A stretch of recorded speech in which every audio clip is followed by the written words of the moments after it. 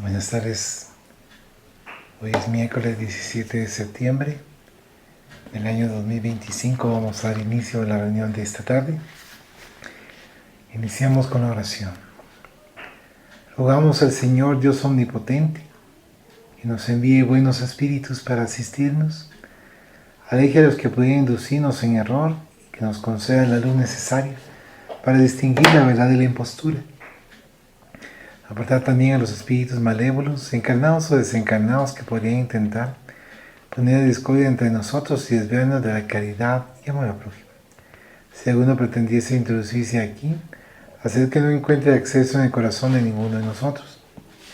Buenos espíritus que os dignáis venir a instruirnos, hacernos dóciles a vuestros consejos, apartarnos de todo pensamiento de egoísmo, de orgullo, de envidia y de celos, inspirándonos indulgencia y benevolencia para nuestros semejantes presentes y ausentes, amigos y enemigos.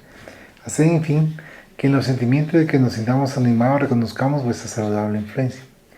Dad a los medios a quienes se encarguéis de transmitirnos vuestras enseñanzas la conciencia de la santidad del mandato que les ha sido confiado y de la gravedad del acto que van a cumplir, con el fin de que tengan el fervor y el recogimiento necesario.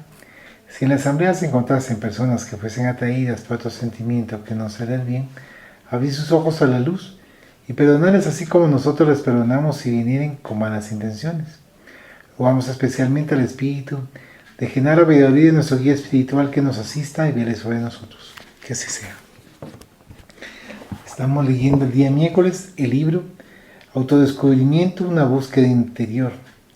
Medium Divaldo Pereira Franco, Espíritu Joana de Ángeles.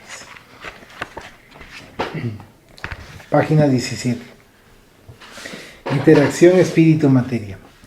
El ser humano es un conjunto armónico de energías formado por espíritu y materia, mente y perispíritu, emoción y cuerpo físico, que interactúan en un continuo flujo unos sobre otros. Cualquier incidente en uno de ellos se refleja en su correspondiente, generando, cuando fuere una acción perturbadora, disturbios que se transforman en enfermedades y que, para ser rectificados, exigen la renovación y el reequilibrio del punto donde se originaron. De ese modo, son muchos los efectos perniciosos en el cuerpo causados por pensamientos desordenados, por las emociones descontroladas, por la mente pesimista y perturbada en el conjunto de la organización celular. Determinadas emociones vigorosas, miedo, cólera, celos, agresividad, provocan una alta descarga de adrenalina en la corriente sanguínea, elaborada por las glándulas suprarrenales. A su vez, esa acción emocional, al reaccionar sobre lo físico, produce en él un aumento de la tasa de azúcar y una contracción muscular más fuerte ante la voluminosa irrigación de la sangre y de su capacidad de coagularse más rápido. La repetición de ese fenómeno produce varias dolencias como la diabetes, artritis, hipertensión. Por eso, cada enfermedad física tiene un comportamiento psíquico, emocional o espiritual correspondiente. Debido a la desarmonía entre el espíritu y la materia, la mente y el perispíritu, la emoción, los sentimientos y el cuerpo, se desarticulan los núcleos de energía y facilitan procesos orgánicos degenerativos provocados por virus y bacterias para que se establecen con ellos. Concienciarse de esa realidad es despertar hacia los valores ocultos, los cuales, cuando no son interpretados, continúan produciendo desequilibrios y somatizan dolencias como mecanismos degradantes en la organización somática.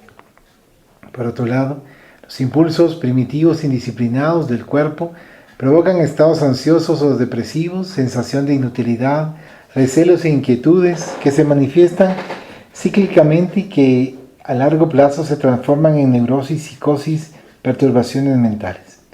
La armonía entre el espíritu y la materia debe fortalecerse en beneficio del equilibrio del ser, que despierta hacia las atribuciones y finalidades elevadas de la vida y le dan un rumbo correcto y constructivo a su reencarnación.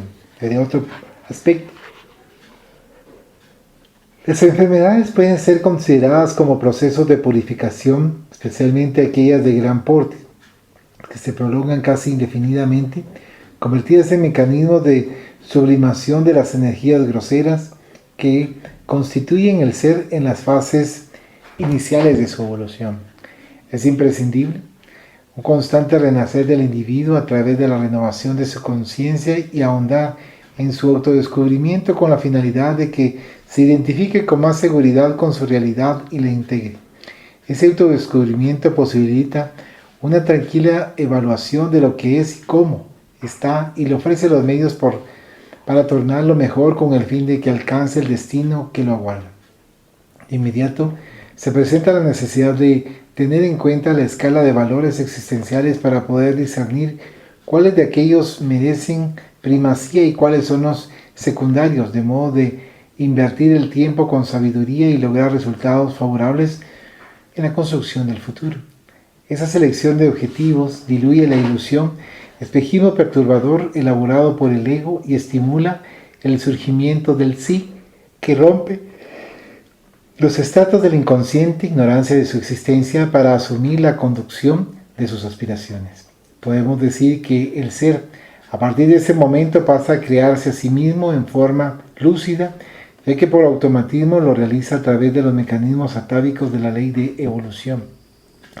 La acción del pensamiento sobre el cuerpo es poderosa, más aún, si tenemos en cuenta que este último es el resultado de aquel, a través de las tramas intrincadas y delicadas del perispíritu, su modelador biológico, que lo elabora mediante la acción del ser espiritual en la reencarnación.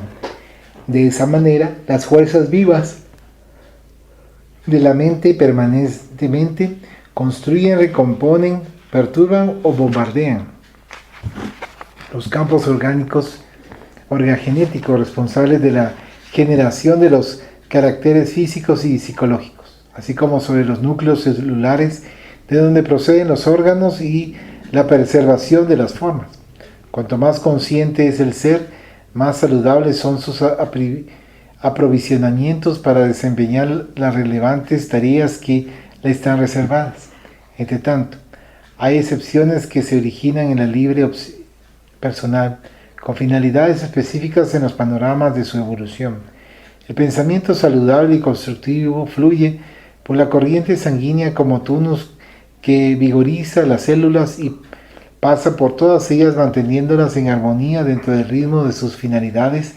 También se produce lo opuesto cuando realiza el mismo recorrido perturbando el equilibrio y su destino. Cuando la mente elabora conflictos, resentimientos, odios prolongados, los dardos reactivos disparados desplazan a las células de sus automatismos naturales, motivo por el cual se degeneran y dan origen a tumores de variados tipos, especialmente cancerígenos, como consecuencia de la carga mortífera de energía que las ataca.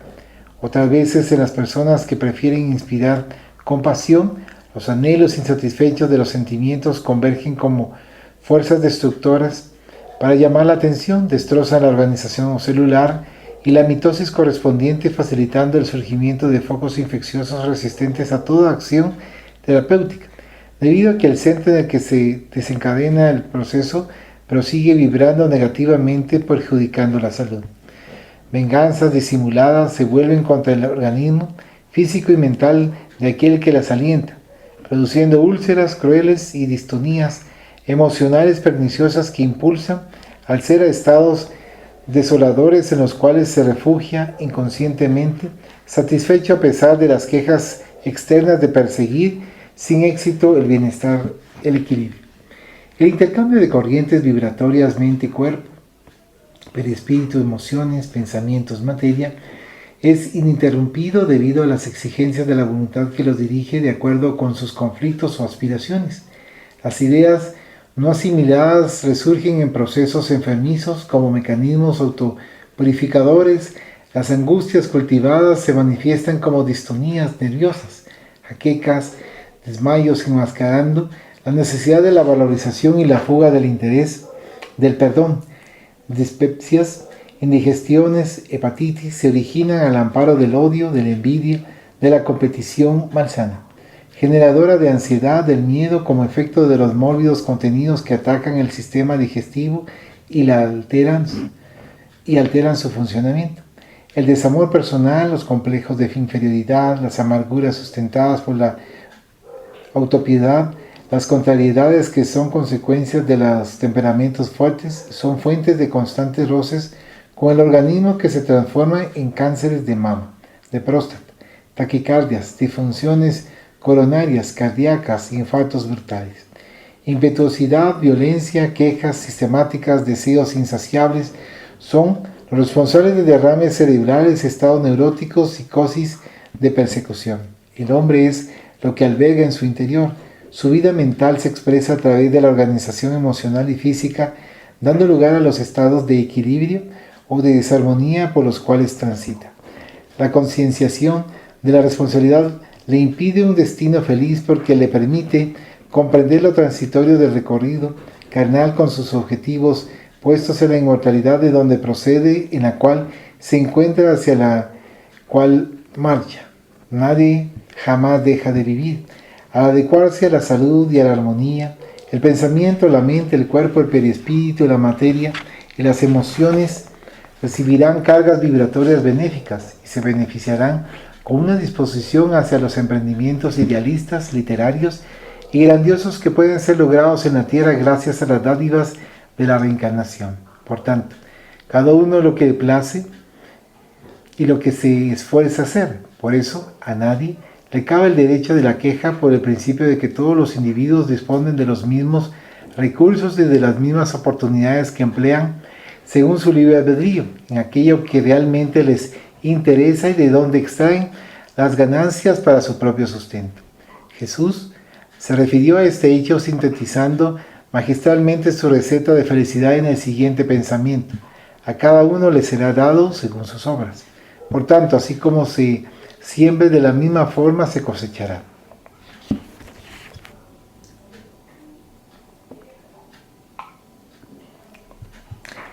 Subtítulo: Problemas de la evolución. Cuando se siembra para que germine, la semilla portadora de la vida sufre la comprensión y la humedad del suelo para poder desarrollar los factores adormecidos y realizar vigorosas transformaciones celulares. Se entumece y, dirigida por predestinación biológica, desencadena la vida bajo una nueva forma para convertirse en vegetal, función que se repetirá ininterrumpidamente en futuras síntesis. La criatura humana, destinada de alguna manera a perpetuar la especie y a lograr su plenitud, encarna y desencarna, repitiendo hazañas existenciales hasta alcanzar el clímax que le aguarda. En cada nueva etapa surgen los remanentes de la anterior en una cadena sucesoria natural, y a través de ese mecanismo los éxitos abren espacios a otras conquistas más amplias y complejas, así como el fracaso en algún comportamiento establece procesos que imponen problemas en el desarrollo de las corrientes que prosiguen adormecidas.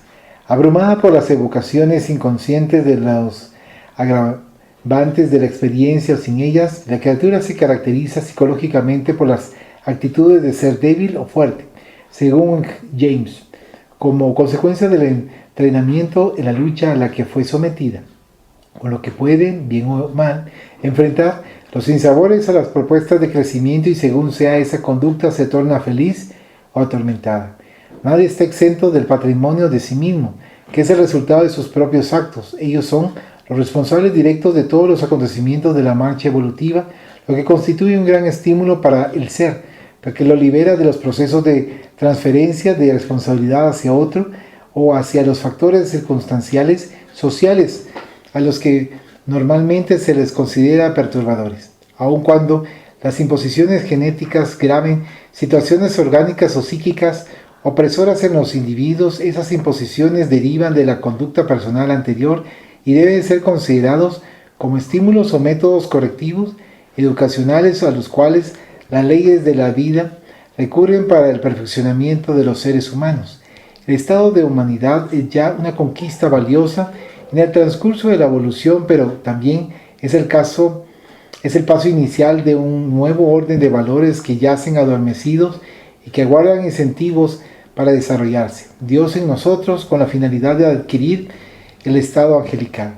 De la insensibilidad inicial a la percepción primaria y de ella a la sensibilidad, al instinto y a la razón en la escalera ascendente, el psiquismo evoluciona, pasa por la intuición y alcanza niveles elevados de interacción con la mente cósmica. Sin embargo, los Los individuos inmersos en el proceso de crecimiento raramente se dan cuenta de que el sufrimiento, que es un factor de perfeccionamiento, aún constituye un instrumento de evolución, teniendo en cuenta el grado de aprendizaje de la humanidad. De este modo, el autoconocimiento desempeña un rol relevante en el aprendizaje del ser para su superación y perfecta sintonía con la paz. En ese anhelo son empleados los más importantes recursos psicológicos y morales para alcanzar las metas que se suceden peldaño a peldaño hasta lograr el nivel de liberación interior. Mediante ese comportamiento surgen los problemas, las dificultades naturales que forman parte del desempeño personal y de su estructura psicológica. Cuando el ser humano es inmaduro, se lamenta, teme y transforma el instrumento de educación en flagelo que lo dilacera. De esa manera sufre por la rebeldía o el desánimo, porque se niega a la lucha y se destruye a sí mismo sin darse cuenta. Surgen entonces como consecuencia de su falta de valor moral los trastornos depresivos o de bipolaridad que lo conducen al lamentable estado de abandono de sí mismo, por tanto, al suicidio. Hay personas que afirman tener problemas porque los cultivan sin cesar y porque se transfieren de una dificultad a otra, víctimas del egoísmo y de la autocomiseración debido al amor propio exacerbado. Hay aquellos que tienen problemas y no están dispuestos a enfrentarlos, a solucionarlos y esperar que otros lo hagan, porque se consideran exentos de esos acontecimientos, negándose, aún sin percibirlo, al cambio de estado evolutivo. Otros viven con problemas y los preservan mediante continuas transferencias psicológicas, postergando así las soluciones en el tiempo y lugar por ignorarlos e ignorarse. Esos cultores de la ilusión se enmascaran de felices hasta que llegan los momentos graves, cuando irrumpen las cobranzas de la vida, orgánicas, sociales, económicas, emocionales, y los encuentran entorpecidos y alejados de la realidad. Sin embargo, en la mayoría de las veces, las personas son los problemas que no solucionan con los pequeños desafíos, sino que los transforman en impedimentos y se dejan de consumir por los desequilibrios íntimos en los cuales se realizan psicológicamente. Es lícito y natural que cada persona se considere humana, esto es, con derecho a errores y aciertos, no incólume, no especial. Cuando hierra, repara; cuando acierta, crece. La evolución se procesa a través de varios y repetidos mecanismos de error y acierto, desde los primeros pasos hasta la firmeza de decisión y de marcha, reflexión y diálogo, honestidad consigo mismo y para con su prójimo, esfuerzo constante para identificar los límites y ampliarlos, constituyen terapias y métodos para transformar los problemas en soluciones, las dificultades en experiencias victoriosas, con el fin de crecer incesantemente. El ser psicológico maduro ama y confía, mira hacia su objetivo y avanza hacia él sin tener ni ser problema en su propia trayectoria.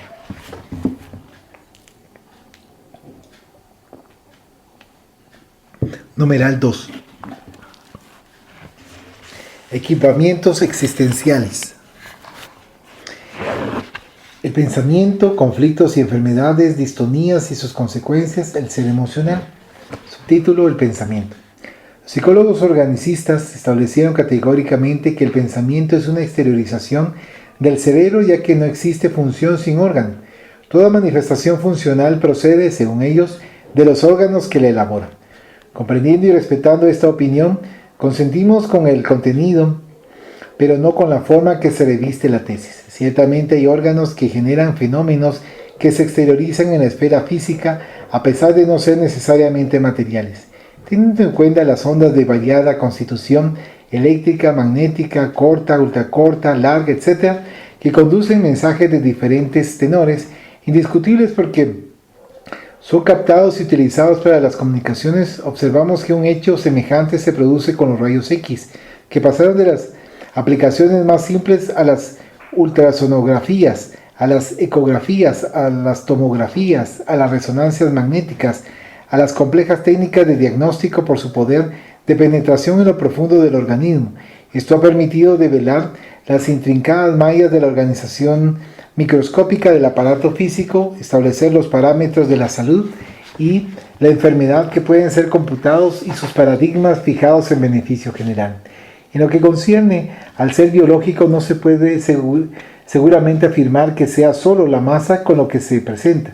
Si así se dijera, se estaría negando la realidad de la energía y de los campos de influencia en los cuales se aglutinan las micropartículas que constituyen los conglomerados atómicos y a su vez orgánicos que forman el conjunto que es el cuerpo en consonancia con la constitución periespiritual de que se vale y que responde a la programación moral a la cual se somete el espíritu en su proceso de evolución.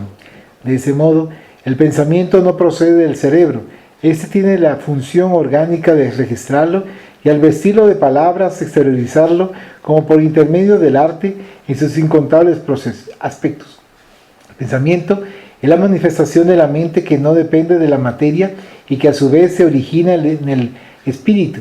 El espíritu posee la facultad mental que expresa el pensamiento en todas las direcciones y utiliza al cerebro humano para comunicar sus ideas a las demás personas. Por eso mismo, al analizarlo el profesor Mira y López, en consonancia con la concepción organicista, estableció una línea de progresión en la escala estequiogénica que a pesar de ello no huye de la realidad espiritual, solo necesita de elasticidad mental para atravesar el puente de unión entre una y otra concepción. Según el emérito maestro, la primera expresión del pensamiento, fase inicial del proceso de la evolución orgánica y mental, es el primario, en el cual el lenguaje se presenta en forma instintiva, sensorial, sin comunicación intelectiva, de naturaleza verbal y clara.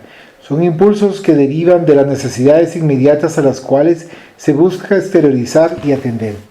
Gracias a las herencias genéticas, al proceso de crecimiento filogenético y a los factores mesológicos sociales, el ser pasa al periodo premágico, en el cual la fantasía se presenta en forma de imaginación rica en mitos que se generan en el miedo, en las aspiraciones de equilibrio del placer, periodo de las cavernas, de los parafitos, y que originan cultos manifestados a través de los sacrificios humanos como proceso para aplacar la ira, la furia, de los elementos crueles, los dioses de la venganza, de la envidia, del odio, que, según su parecer, en ese momento gobernaban la vida, la naturaleza, el destino. Más tarde, naturalmente, vino el periodo mágico que se instaló en la era agraria, dando origen a las grandes civilizaciones del pasado con toda la concepción politeísta, inspirada en fenómenos que se enriquecerían de ideas mitológicas, muchas de las cuales ofrecen en la tragedia griega un ámbito para admirables interpretaciones psicoanalíticas. La próxima fase fue la de la naturaleza egocéntrica, caracterizada por la ambición de ser el blanco central de todo lo que gira en torno del interés del ego, en detrimento de la colectividad, como ocurre con el niño. Es inevitable el proceso de crecimiento mental y el pensamiento se hace lógico. Así, entiende la realidad concreta de la vida, los fenómenos y sus leyes, interpreta lo abstracto de manera fecunda y raciocina dentro de directrices equilibradas fundamentadas en la razón. La línea de razonamiento lógico exige la formulación de datos que posibilitan el establecimiento de factores para que la armonía de los contenidos sea aceptada. En esa fase el pensamiento se torna intuitivo, no necesita de parámetros racionales, supera los límites de los datos de la razón, porque se expresa inusitadamente en el campo atemporal y se dirige, concluimos nosotros, hacia el área de lo paranormal, de las percepciones extrafísicas.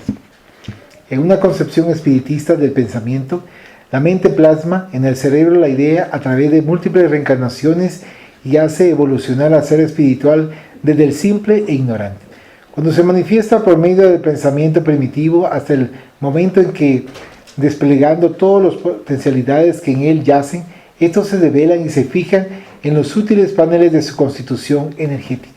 El mecanismo filogenético es manipulado por la mente, que programa la actividad intelectual a través de la cual exterioriza el pensamiento en la próxima encarnación, teniendo como base las conquistas anteriores. A medida que el espíritu evoluciona, el cuerpo se perfecciona ante las vibraciones del perispíritu que lo organiza y mantiene. En ese transcurso, la organización material depende de las energías espirituales que necesitan del proceso de la reencarnación, como una semilla necesita del suelo para desencarnar la vida que en ella bulle en forma embrionaria. y que el espermatozoide con el óvulo en el reducto apropiado necesitan para liberar la vida material. De este modo, el pensamiento que procede de la máquina mental recurre al cerebro para hacerse entender en el actual estado de evolución de la humanidad.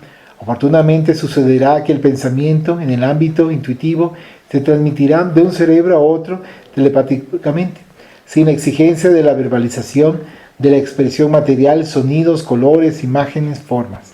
Disciplinar y construir el pensamiento a través de la fijación de la mente en ideas superiores de la vida, del amor, del arte elevado, del bien, de la inmortalidad, constituye el objetivo moral de la reencarnación, de modo que la plenitud, la felicidad sea en la conquista a ser lograda.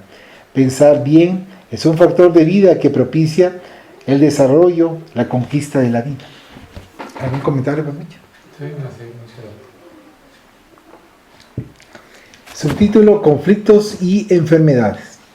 Las reencarnaciones comunes, aquellas que no tienen la importancia de una misión, son programadas invariablemente por los procesos automáticos de las leyes, que tienen en cuenta diversos factores responsables de las afinidades o desuniones entre los seres, así como también de las realizaciones ético-morales, con el fin de unirlos o no, para que cumplan los dictámenes responsables de la evolución individual y de los grupos humanos. En otras circunstancias son planeadas por técnicos en ese quehacer, que aproximan a las criaturas formando clanes muchas veces sin tener en cuenta la afectividad que exista entre ellos, con el fin de aproximarlos en la misma consanguinidad, para que limen aristas, corrijan las imperfecciones morales y desarrollen los procesos de rescate propios de los estados en que permanecen. Para las primeras experiencias se organizan encuentros con la intención de facilitar la fraternidad y de ampliar el círculo de los afectos. Se establecen reencuentros para realizaciones dignas y también para rectificaciones impostergables. Por eso son comunes las disputas domésticas, los conflictos de ideas y de intereses, las preferencias y los repudios, los entendimientos y las reacciones familiares. Un espíritu que en la infancia corporal no recibe afecto en el hogar familiar debido a su historiografía perturbadora y desarrolla futuros cuadros de enfermedades psicológicas u orgánicas, expía suavemente los delitos que no rescató y que ahora son cobrados por la vida. De esa forma, reestructura la conciencia del deber o despierta hacia ella. Sin embargo, cuando se trata de un gravamen severo, el perispíritu imprime en el ser, en formación física, los límites y anomalías de naturaleza genética que posibilitan la expiación compulsiva, funcionando como recurso enérgico para la rehabilitación del culpable. Nada sucede en la vida por azar o descuido de la conciencia cósmica, impresa en la individualidad. De esa manera, adquirir conciencia en su sentido profundo es despertar para equilibrar las propias incógnitas con la consecuente comprensión de las responsabilidades que le corresponde a cada uno. El ser consciente es un individuo libre que realiza el bien productivo y que tiene como meta su propia plenitud a través de la plenitud de la humanidad. Alcanzar ese nivel de entendimiento es todo un proceso de crecimiento interior que se realiza mediante una vigilancia constante y la expansión de las potencialidades adormecidas que aguardan los estímulos que fomenten su despertar y realización. Al no ser conscientes de las respuestas de la vida que obedecen a los automatismos, muchas criaturas permanecen adormecidas con relación a sus deberes, convertidas en instrumentos de sufrimiento para sí mismas y para otros que deben sufrir su presencia o que dependen de ellas. Una de las finalidades primordiales de la reencarnación es la adquisición del amor y afectividad plena, para el crecimiento espiritual y el perfeccionamiento propio, encuentro con el Dios interior.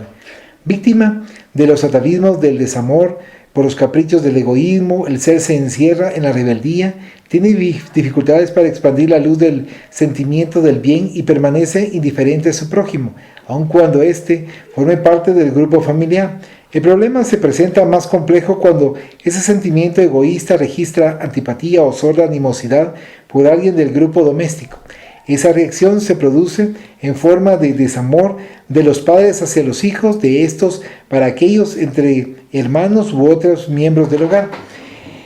Esa actitud injustificada es responsable de innumerables conflictos psicológicos, fobias, inseguridad, inestabilidad emocional, complejos de inferioridad o de superioridad, soberbia, etc. Y que se establezcan enfermedades orgánicas. El niño tiene necesidad de ser amado, protegido, nutrido, orientado, para poder desarrollar los sentimientos de la afectividad, de la armonía, de la salud, del discernimiento, olvidado momentáneamente de esos valores que el velo de la carne sofoca, debe recibir de afuera, de los padres, de la familia, de la sociedad, los impulsos que estimulen en él el despertar de esos tesoros con el fin de multiplicarlos a través de las exigencias de la evolución. Cuando se siente atendido en esas necesidades, logra con facilidad alcanzar los objetivos de la reencarnación y devuelve al grupo familiar y social todas las conquistas ampliadas que conducen a la felicidad. Al sufrir carencias, desarrolla cuadros psicológicos que asumen gravedad a partir de la juventud, cuando no se convierten en pesadas cruces de la etapa infantil. Exigen terapias psicosomáticas espirituales de naturaleza moral a fin de liberarse de la opresión y de la desesperación que lo debilitan. En el niño que no es amado, su inconsciente llama la atención por medio de los disturbios del sueño, pesadillas, inquietud nocturna, llanto, insomnio, agresividad y rebeldía, miedos y un mal desarrollo psicofísico. El amor es alimento para la vida que actúa en la base del ser y armoniza los equipos electrónicos del perispíritu, responsable de la interacción espíritu-materia. Su vibración tranquiliza y da seguridad al mismo tiempo que provee de fuerzas y vitalidad insustituibles. Cuando el individuo identifica que no es amado hoy o en el pasado, presenta inconscientemente un cuadro regresivo y al descubrir que no fue suficientemente nutrido, alimentado por el amor, pasa a sufrir un sentimiento de reacción a través de la anorexia nerviosa o inapetencia, que puede convertirse en un peligro para su salud. Su transcurso puede ser accidental, pasajero o prolongarse durante largo tiempo, generando graves daños orgánicos. También puede presentar una reacción totalmente contraria y hacer una patología de voracidad alimentaria, la bulimia, en la que la insatisfacción lo lleva a comer hasta quedar exhausto, propiciando perturbaciones digestivas y nerviosas muy complejas. En este capítulo también se producen los casos de vómitos nerviosos en los que el alimento se expande por contracciones automáticas del estómago y por disturbios gástricos que conducen al paciente a debilitarse a la desnutrición. Indigestión, dispepsia nerviosa, diarrea, estreñimiento forman parte de esas patogénesis como consecuencia de la ausencia del amor en la etapa de la reencarnación del espíritu. La necesidad de cada uno de dirigir sus propios problemas es indispensable e impostergable y debe conformar la agenda diaria de todo aquel que despierta hacia la conciencia de sí mismo sin permitirse guardar conflictos aunque estén hábilmente enmascarados por el inconsciente. Mediante un honesto análisis de sí mismo en el que se excluyan los elogios, la condena y la justificación, el individuo debe permitirse la identificación del error, del problema y sin conciencia de culpa. Digerir el acontecimiento buscando los medios para lograr la reparación y la liberación del sentimiento perturbador. Son muchos los males orgánicos que surgen de las emociones y de los sentimientos en las áreas de la afectividad y del comportamiento que pueden ser evitados y solucionados gracias a una actitud de buena voluntad para consigo mismo y para con los otros, permitiéndoles el derecho de ser como son y no como nos gustaría que fuesen. Un cuidadoso análisis de sí mismo, sin ser exigente ni condenatorio, abrirá innumerables posibilidades para lograr el equilibrio y ayudará a desarrollar la tolerancia con relación a los otros que producirá armonía interior. Surgen entonces los deseos de recuperación por medio del trabajo y de una bien orientada canalización de las energías que se transforman en dínamos generadores de fuerzas que posibilitan la salud, el bienestar y la armonía. ¿Algún comentario? Aquí se estaba mencionando que todo tiene su razón de ser. Hay que tomarlo en cuenta porque hay un plan de el pago de las deudas, que vendría siendo el karma. Y entonces, de esa manera nos podemos dar cuenta que no hay algo que no esté planificado o algo que no sea merecido. Hay que agregar también que por el hecho de que todo tiene su razón de ser, vengo yo y le digo a mi hermana, mira, esto que te pasa te lo mereces. Y por eso te está pasando, porque te lo mereces. Yo estoy terminando de hundir la situación en la que está. Es cierto que por karma tienen ciertos sufrimientos, pero vengo yo y en vez de darle aliento, le estoy terminando de hundir la moral, el ánimo. Ahí me estoy endeudando yo también, porque hay que tener cuidado, porque prácticamente lo que estaría haciendo yo en ese caso sería haciendo leña del árbol caído. Y no tendría que ser así, pero la naturaleza tampoco da saltos. Entonces es difícil que alguien que esté obrando mal pueda transformarse así de forma instantánea. Sí, es bastante difícil, y más cuando se está cegado por el orgullo, porque podría ser que yo me esté escudando en, no es que así soy yo, pero considero que no es esa la solución, o la excusa, mejor dicho, esa no sería una excusa, porque el hecho de que yo haya visto muchas veces en mis papás que dijeran así soy yo, aunque yo haya recibido ese ejemplo equivocado, yo tengo mi criterio y yo no quiero ser así. Solamente. Muchas gracias. Siguiente subtítulo es Distonías y sus consecuencias. Cuando se produce la ruptura del equilibrio que existe entre la conciencia y el cuerpo, irrumpen las enfermedades que expresan la reacción que se establece como consecuencia.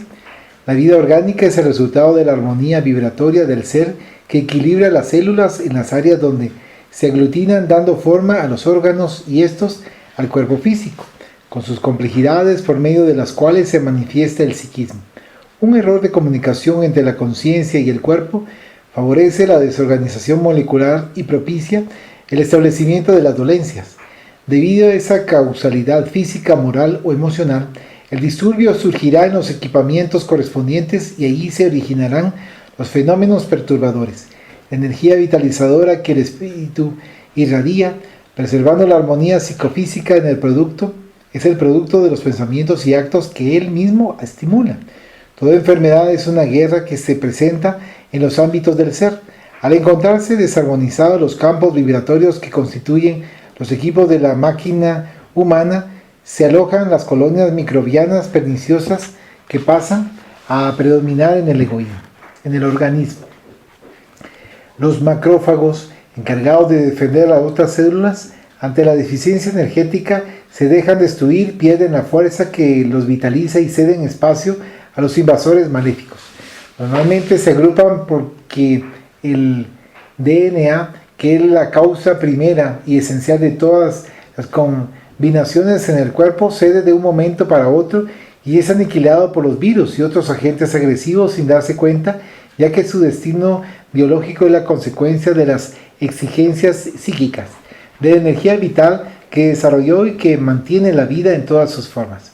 Por tanto, en la raíz de toda enfermedad se encuentra la distonía del espíritu, que deja de irradiar vibraciones armónicas, rítmicas, para descargarlas con bajo tenor y con interrupciones que derivan de la incapacidad generadora de la fuente de donde proceden. En ese mismo orden están los conflictos, los trastornos psicológicos, los disturbios fóbicos y otros del área psiquiátrica, aun cuando su psicogénesis se encuentre en la hereditariedad, en los factores estresantes, en los socioeconómicos, en los psicosociales y emocionales. Las causas reales se originan en el ser espiritual que es siempre el agente de todos los acontecimientos que pertenecen al ser humano.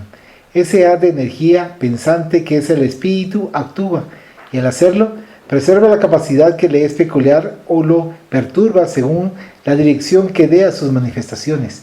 Exteriorizada la acción mental o física, ondas de energías cargadas de fuerza viajan rumbo a su objetivo y conforme a su cualidad, positiva o negativa, potencian o desconectan los núcleos del cuerpo intermediario, perispíritu, produciendo capacidad de salud o receptividad de dolencias.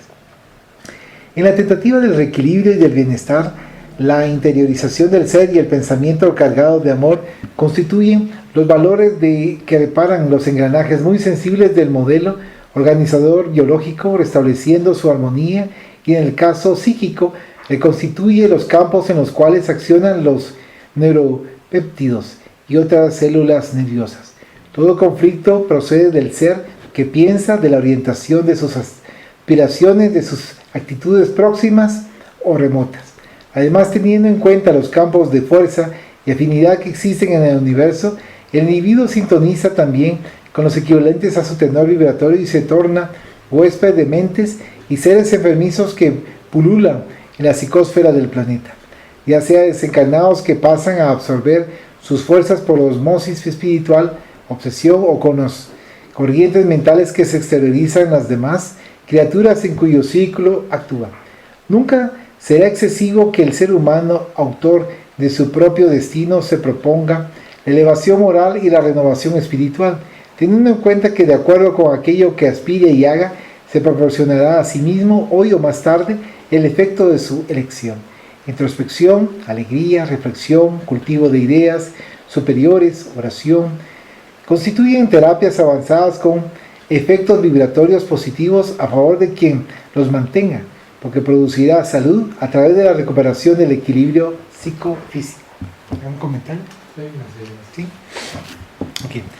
El siguiente subtítulo es el ser emocional. El hombre y la mujer, por su estructura evolutiva, son esencialmente seres emocionales, como recién han salido del instinto y se encuentran en proceso de concienciación, se demoran en el tránsito entre el primitivismo, la sensación y la razón, pasando por la emoción. Aun cuando adquieren el sentido del discernimiento, después de intelectualizarse y creen poseer un gran control de la emoción, no se liberan de ella como desearían. La emoción bien dirigida se convierte en una dínamo generadora de estímulos y de fuerzas para efectuar realizaciones importantes y eleva a aquellos que las conducen, así como también puede tornarse en un instrumento de desgracia en caso de que escape al control. En las relaciones interpersonales, la emoción ejerce un rol relevante, esencial para el éxito, porque contribuye en favor de la afectividad, de la convivencia feliz. Entre tanto, antes de que pueda exteriorizarse como sería ideal, exige todo un curso de disciplina, un análisis profundo a fin de que se convierta en un equipo adecuado del yo superior y que se exprese en la conducta y en la vivencia. Al principio, cada individuo debe realizarse una evaluación respecto de su propia emotividad para identificar si la misma se encuentra embotada, exaltada, indiferente, apasionada o se encuentra bajo estímulos ennoblecedores. Cuando está embotada, no registra las manifestaciones de la afectividad conforme se exprese y busca solo la fuente de las sensaciones groseras en cuyos desbordes se complace. Si se presenta exaltada, pide la directriz del comportamiento, altera toda manifestación de cariño y perturba el discernimiento. Cuando es indiferente, ignora el rumbo de las exteriorizaciones y muere por efecto de satisfacciones no saciadas y de placeres no disfrutados. Si es apasionada, se manifiesta a un paso de la alucinación, porque al mantener los remanentes de los instintos fisiológicos permite que predominen los deseos hedonistas e infeliz egocentrismo. Solo cuando es estimulada por objetivos ennoblecedores se establece paradigmas y grados de autorrealización e integración en los mecanismos de la vida. En esa natural escalada hacia los niveles de la conciencia lúcida o de trascendencia del ego en el camino de la conquista cósmica, A través de sus diferentes etapas es justo examinar A. Cómo se reacciona ante sí mismo. B. Cuál es la conducta con respecto al prójimo. C. ¿De qué forma desarrollar los valores íntimos con relación a sí mismo y a los otros? En el primer caso, es esencial el análisis cuidadoso de las reacciones emocionales ante los desafíos: cólera, celos, amargura, réplicas, odio, envidia, que nacen del primitivismo moral del ser, aún aferrado a los complejos de inferioridad, de superioridad y perturbado por conflictos que son residuos de la conciencia de culpa. El trabajo para liberarse de esos verdaderos verdugos del yo superior es imprescindible para el desarrollo de la emoción, para su engrandecimiento, para establecer y seguir la línea de una manifestación equilibrada. En el segundo caso, las reacciones ante el prójimo serán el efecto del hábito de cómo enfrentar situaciones inesperadas, fenómenos nuevos, juegos psicológicos desconocidos, para que los conflictos no se manifiesten en forma de detraimiento, de sospecha, de narcisismo, de apariencia de conocer toda la verdad, de miedo, de locuacidad, de presunción estimulada. La inseguridad personal es la causa del descontrol de la emoción en la conducta en el ámbito de las relaciones con otras personas. El individuo tranquilo, porque tiene confianza en sí mismo, no se atormenta cuando enfrenta situaciones nuevas que lo desafían, sino que actúa con serenidad sin la preocupación exagerada de parecer bien, de hacerse detestar, de eliminar al otro o de sobreponerse a él. Es natural y espontáneo, abierto a las relaciones interpersonales, respeta las ideas y las conductas del otro, aunque no no abdique de las propias ni las disimule para agradar a las exhiba para imponerlas. Dialoga con suave emotividad y produce en aquel que lo escucha algo agradable y duradero que brinda en el contacto establecido. A su vez, recibe también alguna dádiva que contribuirá a su crecimiento interior. De la interrelación nacen experiencias provechosas para la constante madurez psicológica del ser. En el tercer caso se transforma en donante, libre de exigencias, sin pasiones que corrompen, se vincula y ama o se libera, sin resentimientos, constatando así que en toda relación existe siempre una bella adquisición de vida por la empatía que provoca, por las expectativas que despierta, por la convivencia que enriquece. Al progresar en el equilibrio de la emoción, el extremo placer que le produce la existencia física lo libera de la queja, de las frustraciones, de los tormentos, que son requisitos del periodo egoísta superado, y vive las excelencias de cada momento nuevo y de todas las horas venideras, sin angustias por el ayer ni ansiedades por el mañana. Cada ser humano es una incógnita que debe ser develada por él mismo. Cuando se inicia la operación definitoria, el primer requisito en la afectividad, el descubrimiento interior, la revelación de sí mismo, el diálogo franco y jovial. Sin embargo, no siempre aquellos a quienes se dirige están en condiciones de entenderlo, de intercambiar emociones. Comúnmente, el interlocutor se alegra al conocer las dificultades de su confidente, no respeta la confianza que se le ha brindado y divulga las informaciones que le fueron reveladas o provoca en él, tanto por inmadurez como demencia, conflictos innecesarios perturbadores. Pero aún así, el ser no debe asfixiar su emoción y, temeroso de las relaciones, aislarse, asumiendo posturas alienadas. Quien se aparta del medio social porque cree ser perseguido, incomprendido, en crisis paranoide, deja de realizarse emocionalmente. No son las circunstancias las responsables del buen o mal humor del individuo, sino la forma personal como él las encara. El desarrollo de la emoción es una necesidad imperiosa de la reencarnación del espíritu, que se perfecciona etapa a etapa en el proceso de la evolución que se produce en las sucesivas experiencias carnales. De ese modo, cabe al hombre y a la mujer, seres esencialmente emocionales, la canalización de esa fuerza dinámica para lograr la autosuperación, ya que nadie en un estado normal de desarrollo pasa sin vivenciar el alto potencial de la emoción. ¿Un comentario? Aquí se mencionaba que las emociones eran una evolución el estado anterior, que era el estado del instinto. Hay que tener en cuenta también que hay que estar vigilante, ya que hay emociones que son egoístas. Entonces, que también efectivamente es parte de la evolución, pero no quiere decir precisamente que haya que caer en el egoísmo. Muchas gracias. Numeral 3. Título: Conciencia y vida. Incursión en la conciencia, conciencia responsable, conciencia y sufrimiento, examen del sufrimiento. Subtítulo: Incursión en la conciencia. Si nos remontamos al origen de la vida, en sus más remotas épocas encontramos la presencia del psiquismo originado en Dios, aglutinando moléculas y estableciendo el orden que se consolidó en la realidad del ser pensante. De etapa en etapa, a través de los variados reinos, esa conciencia embrionaria expandió los gérmenes de la lucidez latente hasta alcanzar el discernimiento vasto pleno. A medida que la complejidad de valores se unifica en su actualidad, surgen en el comportamiento del individuo por atavismo de las experiencias anteriores, los conflictos y los disturbios responsables en el área psicológica de los muchos problemas que lo afligen. Entonces es indispensable adquirir el conocimiento de sí, la profundización de la búsqueda de su realidad para delindar los complicados mecanismos viciosos que impiden su marcha ascendente y que no lo conducen a la realización total. Los impulsos orgánicos incitan siempre a la comodidad, a la satisfacción de los instintos, a lo inmediato del placer, en perjuicio de la meta esencial, la liberación de los procesos que determinan los renacimientos carnales que son las pasiones primitivas.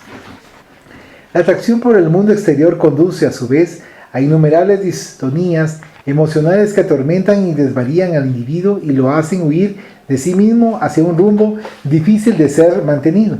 Solamente a través de una gran tenacidad de voluntad es posible mirar hacia adentro e investigar las posibilidades de que se dispone para identificar mejor qué hacer, cuándo y cómo realizarlo. Esa tarea es un desafío que exige intención lúcida hasta crear el hábito de la interiorización, partiendo de la reflexión rumbo a la inmersión en el océano del sí, y de allí extraer las perlas preciosas de la armonía y de la plenitud indispensables para la vivencia real del pensante. La mente no ejercitada en esa búsqueda duda, se retrae e impide el descubrimiento de los inimaginables recursos que esperan ser develados. Las tendencias a la relajación y al menor esfuerzo inherentes del proceso de la evolución en el tránsito por las fases anteriores dificultan los procedimientos iluminativos imprescindibles. En la excursión al mundo objetivo, el ser adquiere conocimientos intelectuales y las experiencias vivas de las realizaciones humanas. Entre tanto, solo en el esfuerzo de la interiorización logrará identificarse con los objetivos esenciales de su realidad para armonizarse, adquirir la conciencia plena de la finalidad de la existencia de la Tierra, constituye la meta máxima de la lucha inteligente del ser. El Evangelio refiere que Jesús afirmó, según lo escribiera Mateo en el capítulo 6, versículos 22 y 23, la lámpara del cuerpo es el ojo. Si pues tu ojo estuviese sano, todo tu cuerpo estará luminoso, pero si tu ojo estuviere enfermo, todo tu cuerpo será tenebroso. Pues si la luz que hay en ti es tinieblas, ¿qué tales serán las tinieblas? En esa figura admirable, el psicoterapeuta por excelencia estableció la esencialidad de la vida en los ojos, encargados de la visión, a fin de que sin la pretensión de los aparatos transitorios del mundo, se sumerjan en la luz interior, de modo que todo se haga claridad. El reino de la luz es interno, y es imperioso penetrarlo para que no predominen las densas y perturbadoras tinieblas de la ignorancia. Los ojos espirituales, la mente lúcida, son la llama que desciende al abismo de la individualidad para iluminar los laberintos sombríos de las experiencias pasadas que dejaron marcadas psicológicas profundas y que ahora resuman en forma negativa en el comportamiento del ser. Insatisfacción, angustia, fijaciones perturbadoras son el saldo de vivencias perniciosas cuyas acciones mortíferas no fueron digeridas por la conciencia y permanecen pesando en la economía emocional. Se manifiestan como irritabilidad, malestar para consigo mismo, desinterés por la vida, ideas autodestructivas, mediante mecanismos de manifestación enfermiza que forman cuadros psicosomatológicos degenerativos. Cualquier terapia para hacerlos cesar tendrá que alcanzar sus raíces para extirparlos. De esta forma, liberará los núcleos lesionados del psiquismo y restaurará su armonía vibratoria que ahora está afectada. Se trata de una experiencia tan urgente como desagradable en las primeras etapas porque, al igual que los ejercicios físicos causan cansancio y desánimo por efecto de la falta de ese hábito saludable, hasta que, vencida esa primera fase, comienzan a producir sutileza y rapidez de raciocinio, lucidez espiritual e inefable bienestar. Cada vez es vencido un peldaño y se superan los impedimentos castradores y de culpa. Se presentan más amplias posibilidades, el individuo se libera de los conflictos individuales y se equipa con legítimas alegrías. La vida se torna ideal y la muerte no se presenta desagradable, porque tiene la vivencia de ella en los estados de meditación al sentirse en el cuerpo o fuera de él. Viajar a su interior cada vez más, sin perder el contacto con el mundo físico y social, debe ser la propuesta equilibrada de quien desea realizarse a través del encuentro con los valores legítimos de la existencia. Podemos considerar que esa tentativa conduce al experimentador desde el mundo irreal, el físico, hacia el mundo real, el transpersonal, generador y causa de todas las cosas. ¿Un comentario? Considero que aquí, digamos, como se estaba mencionando la conciencia, hay que tomar en cuenta también que a veces le dicen a uno que uno se guíe por la conciencia y no siempre va a funcionar porque cada quien tiene diferentes valores, diferentes maneras de estar viendo las situaciones que se van dando. Por ejemplo, si viene alguien y me dice, mire, fíjese que yo tengo que desahogarme porque me siento mal, entonces yo podría escucharle y analizar qué es lo que me está diciendo y en la medida de mis posibilidades decirle en lo que está mal y apoyarle en lo que está correcto. Entonces yo considero que de esa manera sí estoy actuando bien. O sea, mi conciencia me estaría diciendo, mira, si estás actuando bien porque estás escuchando a esta persona que se está desahogando y analizando en qué le podés ayudar, en qué le podés corregir o apoyar. Pero se puede dar el caso de que venga alguien y me diga, sí, es que fíjese, Pepe, que yo me siento mal. ¿Me puede escuchar? Y entonces yo le digo, sí, le puedo escuchar. Y no le entiendo absolutamente nada, ni le pongo atención en absolutamente nada. Pero según yo, mi obra de caridad es dejarle que hable sin interrumpirle. Y ahí considero yo que estoy mal, porque no estoy haciendo nada, digamos, por entender si la situación en la que está bien, si está en lo correcto, si es una víctima o si es culpable. Pero mi conciencia me puede decir, Pepe, hiciste bien porque dejaste que hablara y que se desahogara y que dijera todo lo que quería. Pero yo considero que si no pongo atención, si no analizo, estoy haciendo una labor hasta cierto punto cosmética, que solo es de fachada nada más, de barniz, que es solo lo que se ve por fuera. Entonces considero que sí hay que tener cuidado con eso de guiarse por la conciencia, porque muchas veces alguien más puede realmente complementar lo que uno necesita. Y yo no puedo tener la luz de todo lo que estoy haciendo, y mi conciencia puede tener cierto límite y más si estoy empañándola con el orgullo. Pero si yo por lo menos trato de sacar un poco de humildad, voy a aprender un montón. no precisamente de lo que yo esté pensando o guiándome por mi conciencia, entre comillas, sino lo que me pueden aportar los demás. Muchas gracias. Vamos a finalizar entonces aquí el libro.